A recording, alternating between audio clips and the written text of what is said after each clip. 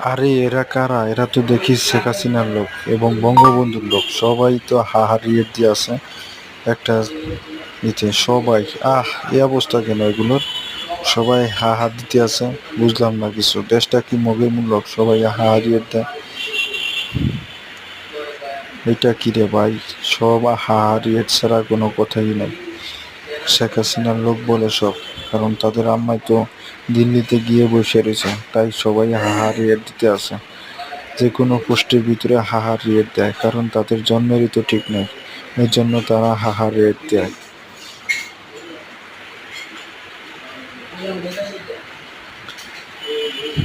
সবাই ভিডিওটি শেয়ার করবেন এবং লাইক কমেন্ট করে পাশে থাকবেন এবং সাবস্ক্রাইব করতে ভুলে যাবেন না কিন্তু।